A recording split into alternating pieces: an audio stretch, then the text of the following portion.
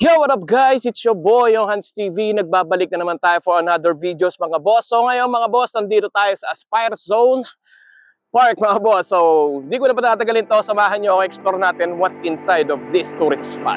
Let's go!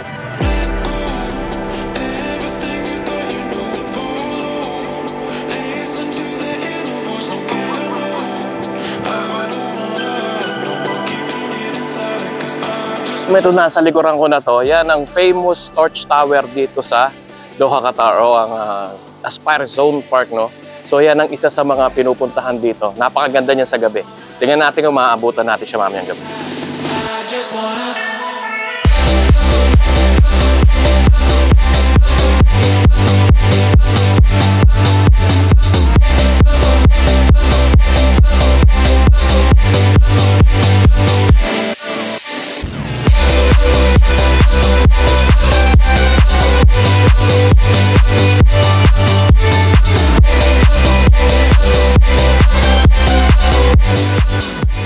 Nakakapagod maglakad dito sa laki. Pero alam nyo ba, minsan nakakatulong din talaga yung mga ganitong klaseng lugar, no? So kapag alam mo feeling mo down ka, may mga problema ka sa Pinas, may mga pinagdadaanan ka, minsan kinakailangan mo rin talaga mag-isa or mag-isip-isip or makahinga man lang ba, parang ganon. Well, this is a good spot, no? Pag gusto mong ma-unwind yung utak mo. Saka napakagaling din talaga ni Lord, no? At least kahit pa paano, di ba?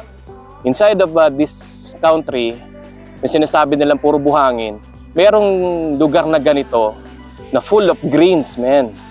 Talaga mamamangha ka kasi nga iba yung ma-divide mo or makukumpara mo yung outside the world mo pag nandito ka sa ganito klaseng ambience. Nakakamiss lang talaga yung Pilipinas kapag ganito. Ay, naka.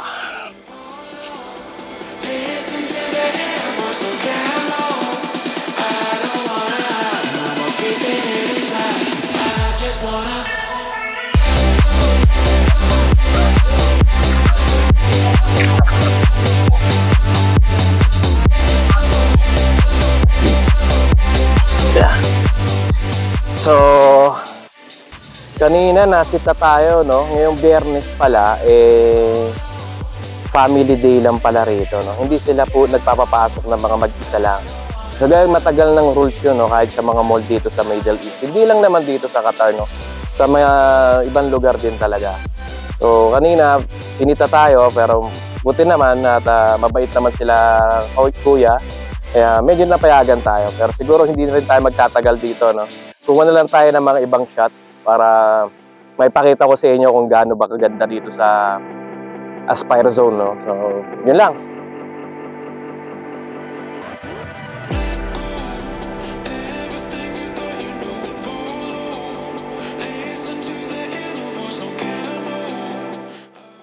Ang laking puno. Ang tawag dito? Puno!